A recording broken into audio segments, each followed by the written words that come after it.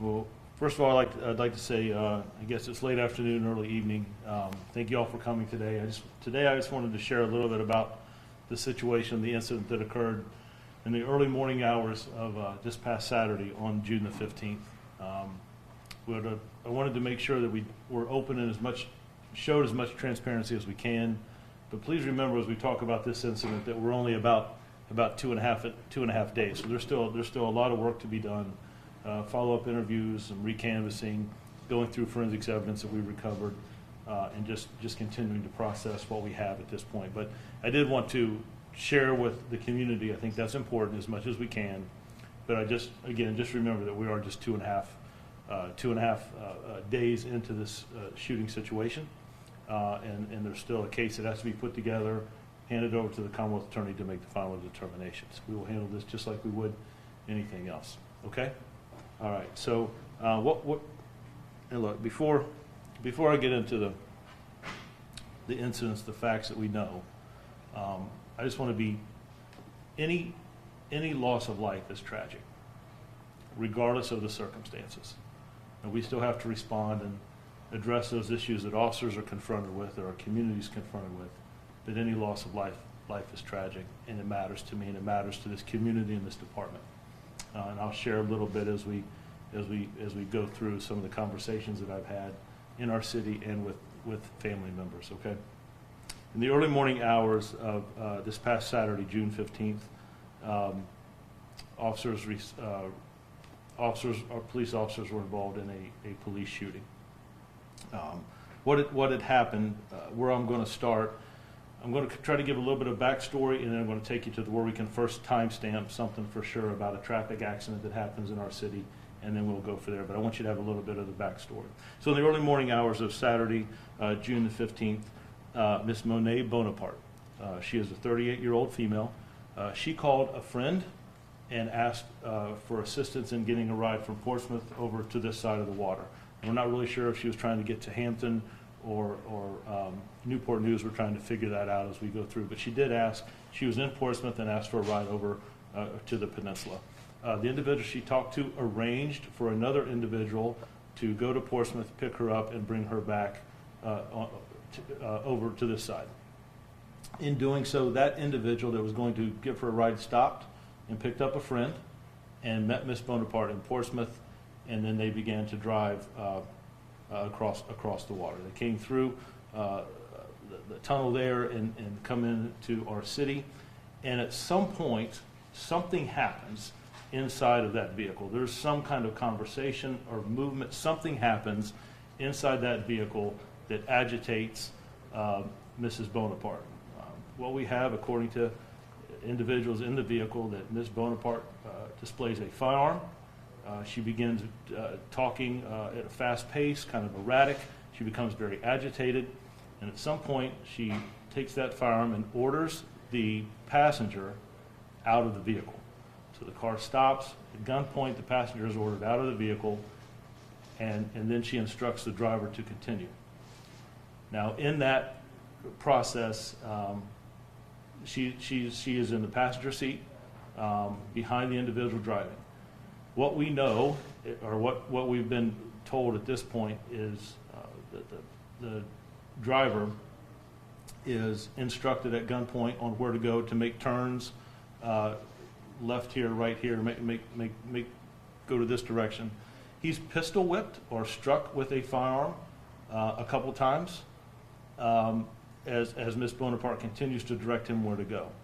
At some point, she begins to continue to get agitated and grabs the wheel and pulls on the wheel. That causes the vehicle to veer, and that is where we have the first time frame, and you may have saw some of the responses from the community, some room camera footage of a vehicle that hits some parked cars, bounces off a couple of parked cars, and at that point, at 2:17 in the morning, that's the crash on 16th Street, Miss Bonaparte exits the vehicle.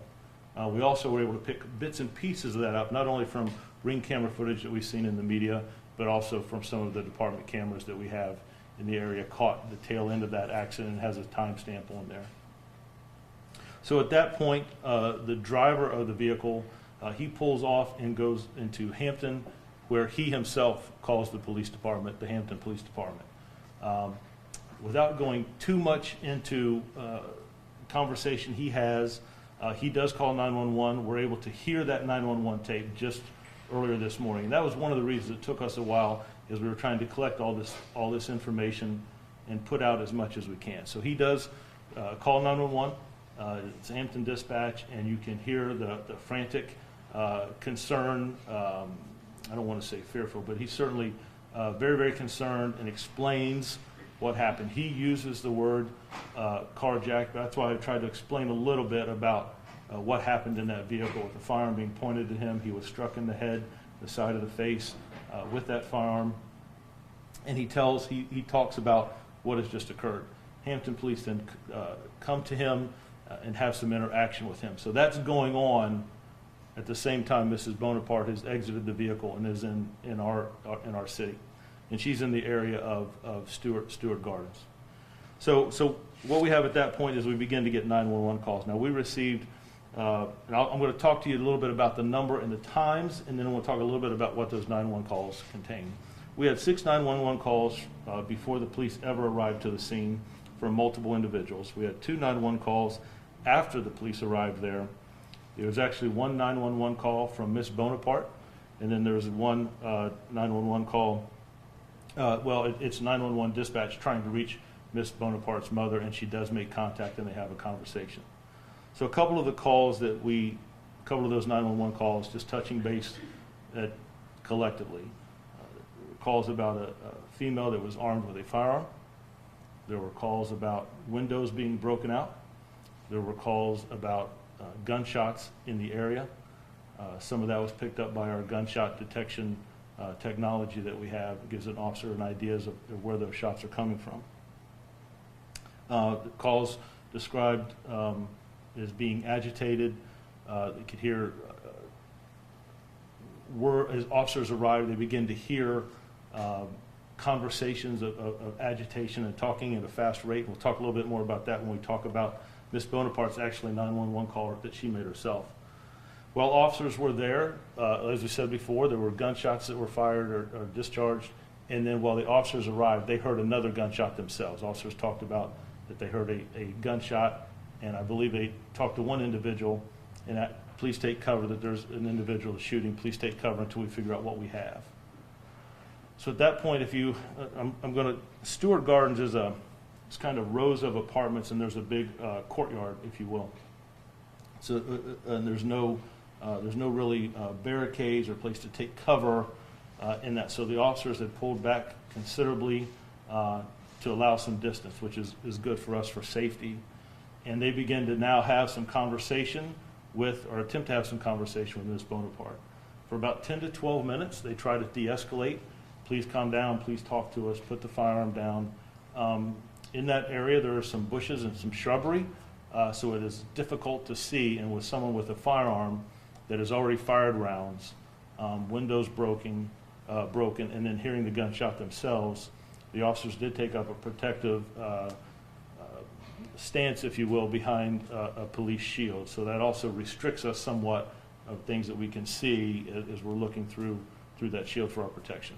So those conversations continue to go on. During that conversation, that is when Miss Bonaparte herself actually calls 911 and has a conversation with dispatch. I listened to that conversation this morning. In that conversation, she is talking at an accelerated pace, seems shortness of breath. She seems very, very agitated. At times, it's hard to understand what she's saying.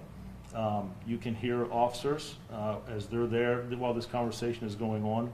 Dispatch is trying to relay to officers what they have. You can hear officers instructing her to put the gun down. No one wants to hurt you. Calm down.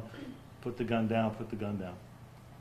So Ms. Bonaparte continues to have conversations with dispatch. She asks us to reach out to her mother. She doesn't want to be transferred off of that call. And she says some things that are very concerning. She makes threats to what will happen if officers approach her. And then she does make some threats about hurting herself. So without going too much into that, it was threats enough of what would happen if officers approach her, what she would do, what action she would take that would harm officers, and then again about hurting herself. That was relayed to officers, and I believe one officer heard such comments about what would happen if the police approached her. So as we continue to have these conversations and instruct, one of the officers was able to kind of break away from that line and move over to, I would guess it would be the officer's left, which created an angle, a better view, a better direct line of sight to Miss Bonaparte. And in fact, that officer is one that was telling the others, she's put the gun down, she's picked it back up. She's put the gun down, she's picked it back up. And you hear the officers again continuing to talk.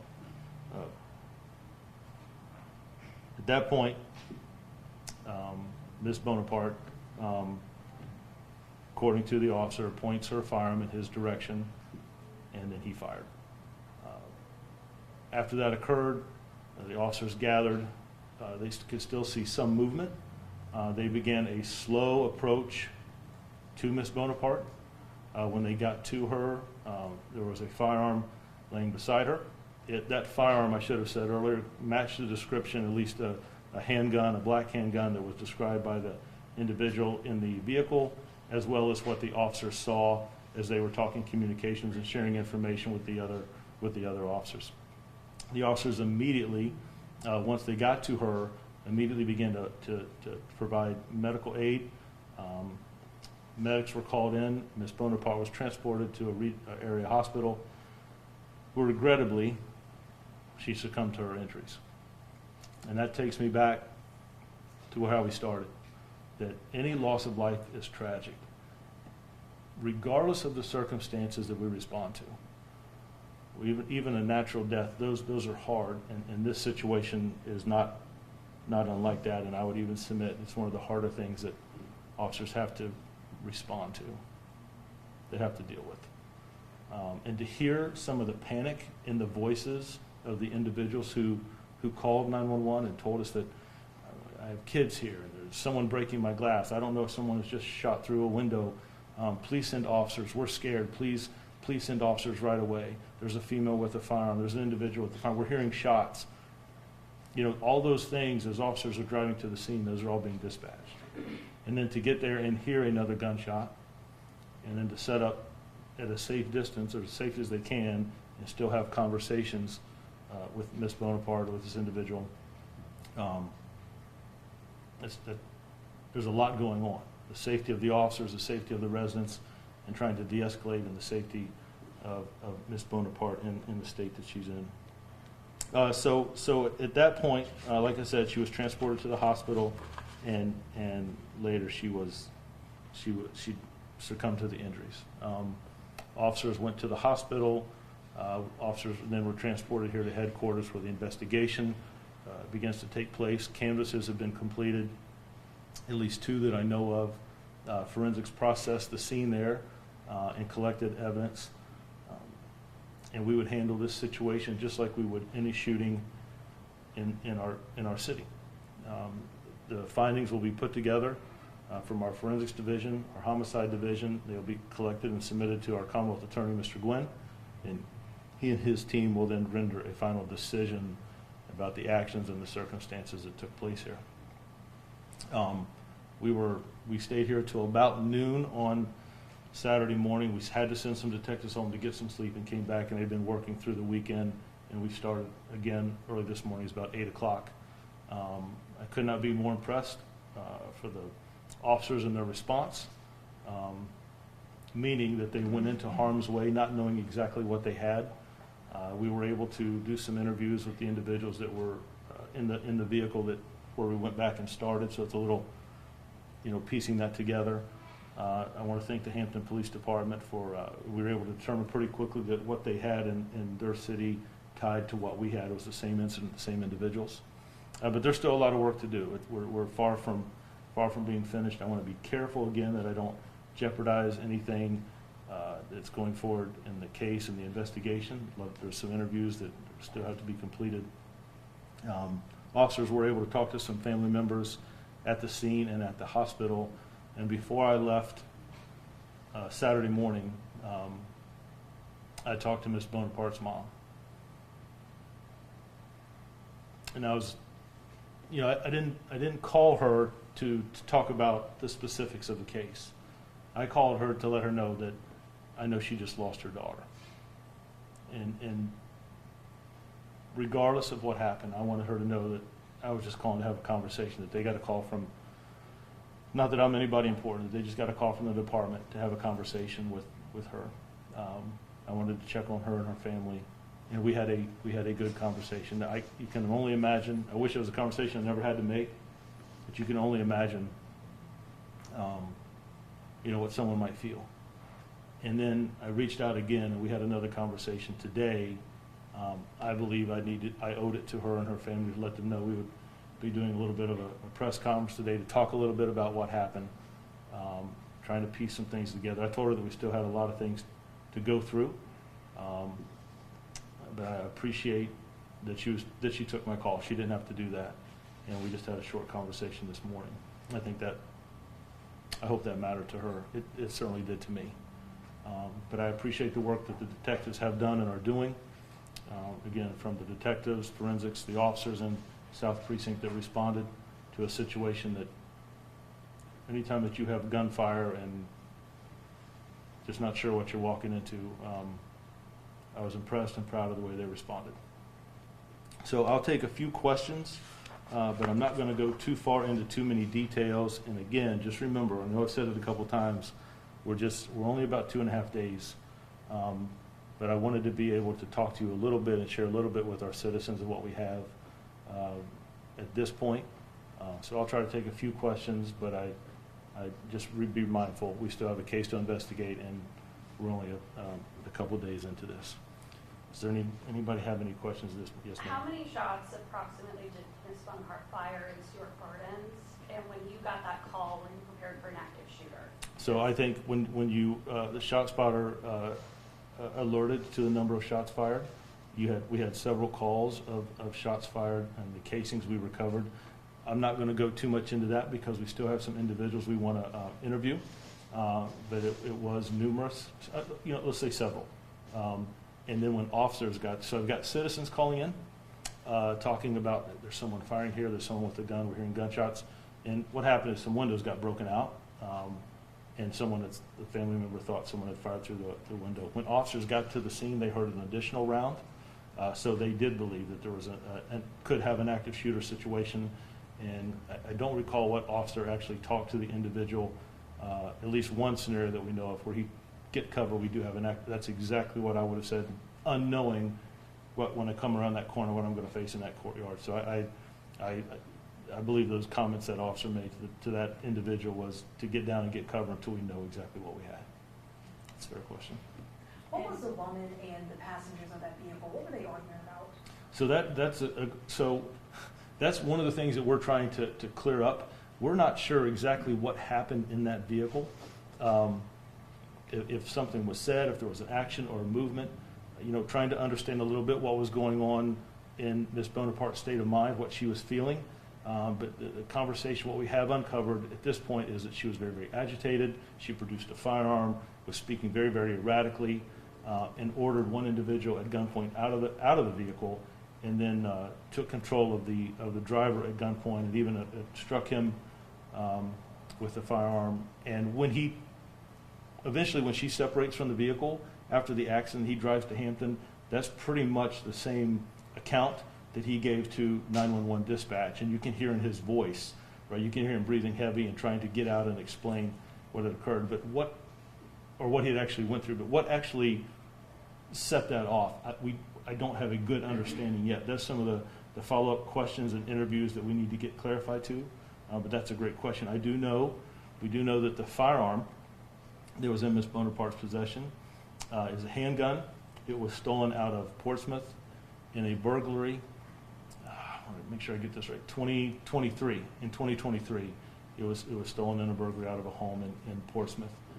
So they'll still continue to get some of that information when go through that report. I like to read what that report. I'm not saying Ms. Bonaparte broke into any home. I'm not saying that at all. We just know that's where the gun is reported back to, and it comes up in the stolen report. Were they all friends? Were they related? So again, inside that vehicle, that's what we're trying to were they friends, associates? Did they know each other? What we do know is Ms. Bonaparte reached out to an individual that she did know and asked for a ride from Portsmouth over. And then that individual arranged for someone to pick her up. That individual who went to pick her up picked up a friend, and they were driver, passenger, and Ms. Bonaparte was in the back seat. And going back to something you said about when the officer sort of broke away to kind of get that better vantage point, you said that the officer said he saw her point the gun at him and then fired the shot. Is that something that's seen in the body camera video, or is that something you guys are still kind of? So yeah, so that's a great question, and it's fair. Yeah, so it was hard when you know the body worn cameras are in our chest, center of the chest. When you have that shield up now, so we've got some obstruction there. When the officer moved to peeled off to the left, it created an angle, much like a triangle effect, and he had a much better angle, much better view. There is some distance in that the body worn camera in that courtyard, but that's when that he states that the firearm was pointed at him and that he fired. So they're going through. There's we want to look at the body worn camera of every officer there. We want to review that, and we'll make sure that all of that is sent over to the Commonwealth Attorney's Office. But there's still some things that we want to process and go through. That's a great question. And just following up, not following up, but do you think enough was done in that moment to de-escalate the situation before it got to that point? When you say, do I think enough was done, what do you mean? I guess, you kind of said it with, you applaud the way your officers responded. Right. In that moment, do you think enough was done in that moment to de-escalate? We train our officers on de-escalation, and some of that, the results of that, what happens or what they're forced is actions by others. I wish that there was a magic word or phrase that hey, I'll just put this firearm down and we'll have a conversation. But we can't control. We spend a lot of time talking about training and de-escalation. When I listen to her own 911 tape, when I hear the back and forth from the officers trying to explain to her, but really the clearest is when she calls 911 herself, and I can hear in her voice just the rapid speech, and it's kind of hard to understand and track. I think the officers did the best they could, but when you have an individual that has already fired rounds off, that officers hear a round fired, and their actions force us into a situation. You got to remember, those officers didn't know what they were walking into, and they've certainly got the calls that they've heard. They hear the rounds when they get there, and now they're having a conversation. And it would be my hope that Miss Bonaparte would have put that firearm down. It would have been my hope that she would have just, hey, let's get her some help, and she gives herself up to the officers. But that's just not what happened. And I wish we had a different outcome. I wish that she would have never, maybe got out of that car and dialed 911 right away and let us get her some help. But there's actions that others do that force us to defend ourselves and others. And I wish we could have talked on, but her actions play a role in that. It's not just what the officer's actions are and the type of de-escalation. Her actions play a role in that, how it plays out. It has to be both parties. And regrettably, she chose. And look, I'm not placing any blame, because I don't know what was going on in her heart or her mind. I don't know what she was going through. I wish we wouldn't have had a firearm injected into that situation. That's when that chemistry, we see it all too often across our country. Firearms in situations of states of agitation, anger, frustration, what the outcome could be. That's a good one. I appreciate that. How? Chief, I talked to a woman out there who said that 3 bullets struck her kitchen window, shattered her kitchen window, and she wasn't sure if they were bullets from police or from this woman. Can you tell me, did any of the bullets from the police strike the homes there? I can tell you that I don't have any reports. I believe the last count was 4 windows were busted in 3 apartments, but I don't have any accounts of rounds going through a window. And I'm not saying that didn't happen. I know they've canvassed that area twice, but right now I don't have any report of any rounds going through a window. I think there was a 911 call where someone said it might have happened because I heard a window break, but from what forensics has recovered, I don't have anything right now pointing that any rounds went into a residence. There were 3 bullet holes in her screen, so it looked like they were. 3 bullet holes or 3 holes? 3 holes, which she said were bullet holes. Yeah, I get it. And look, if I heard gunshots and all of a sudden my window was I can understand that. We can certainly follow up, but from the canvas we've done and did she tell you? I don't know if she told you that officers come in and find casings, but everything we have. She said they didn't find casings in the house, but they Yep. still built them. Yeah, the windows were broken, I can tell you, but from what we understand, it was hit with a firearm on the butt of the firearm breaking windows. We don't have anything that points to rounds being fired through, but we can certainly double check. I don't have any information on that yet. But like I said, I mean, going through, people may not even have been home, going back through that. I'm not going to rule anything out. We're still very early. So as far as you know, no bullets from the police when struck any of the homes? As far as we know, that's correct. How many rounds were fired? Yeah, I'm not going to, just out of respect for Mr. Gwynn, his office, and the integrity of the case. And one of the reasons is we were going to ask other people that we interview, how many rounds did you hear? And I don't want to prejudice that by anything I would say at this point. So I'm not going to get into the number of rounds that were fired by the officer. Just out of the case integrity, at 2.5 days in, I need to give them the ability to do a full investigation. You train for instances like this. How difficult is it to de-escalate a situation when somebody is already fired? So anytime you have someone who's agitated, and I'm just going to speak for myself, right, and from things that we see across the country, anytime that you have someone that is agitated or emotions are elevated, and when, it's hard enough to calm someone down. But when you have a firearm, there's another element. Those officers aren't just responsible for themselves. They're now responsible for Mrs. Bonaparte, and they're also responsible for the individuals who live in that community. And you could hear the fear in individuals' voices who were calling. Some were whispering, but you could hear that. So how difficult is it? Some individuals, when you start having those conversations, whether it's a tactical operation and someone's inside and they're willing to talk, it can go very well. Sometimes it's, we're not going to talk to you at all. And then you kind of got the in-between, that something may set me off, or I'm not going to talk, or I'm in a depression state, or I want to hurt myself, or I want to hurt others. All those things are registering. It's a lot to process. Officers didn't come around the corner and open up fire. That didn't happen.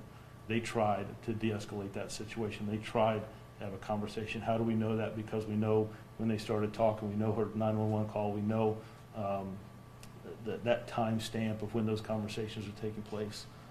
But you've got to have support of the other individual. And when you inject a firearm, movements and points and direction, and when you're in harm's way and danger, all of those things come into play. So I believe when you have someone with a firearm who's agitated, there's a lot of other things you're thinking about as just talking to someone who is upset and frustrated. Does she have any known mental disorders? So I don't want to get into, I can tell you, no, it's a fair question. It's something that we need to look at. I would certainly hope that we could talk to family members some more. I can tell you that there was some conversation on the 911 tapes, but I don't want to go much further than that. I think it paints a picture that we understand some things that we're going through, or that she was talking about or dealing with, but I don't want to go into classifying that until I've got some documentation in front of me, until the detectives have been able to review some of that. And could you spell her first and last name? Sure, I'm sorry.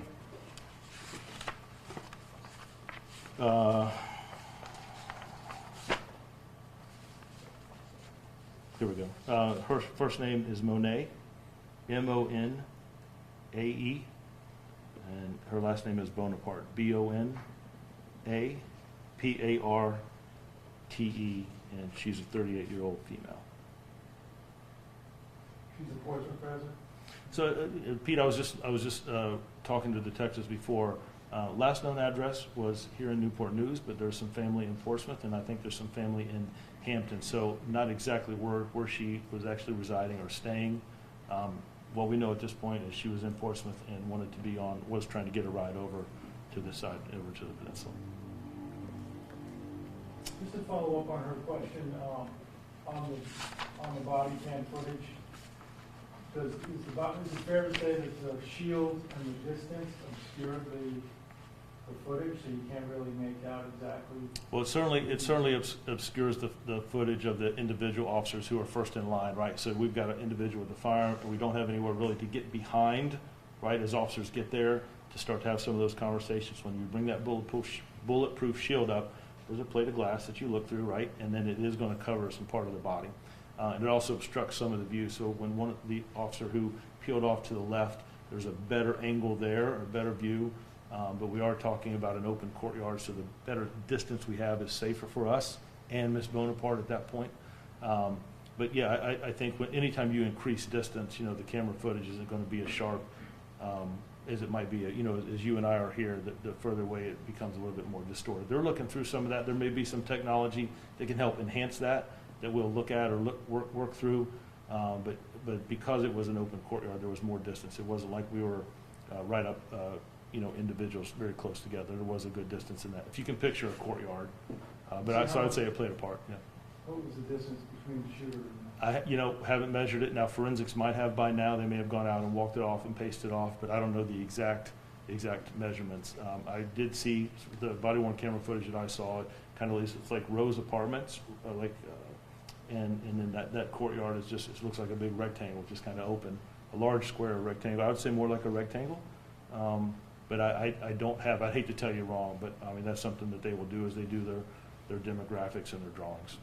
Did the shooter have a shield as well, or just Did the like shooter? The officer that peeled off and ended up shooting her? No, he had moved to the side to get better. They kept the officers in line there behind the shield for safety, as to have some conversation. But I will tell you, I'm not going to get too much into the tactics that they used. I wanted to kind of let you paint a picture of what had happened, because some of that was hard to see. And there's I don't want to say it wrong, but some bushes or shrubberies there that she would move back and forth in between. So creating that other angle, that triangle effect, if you will, it created a better view.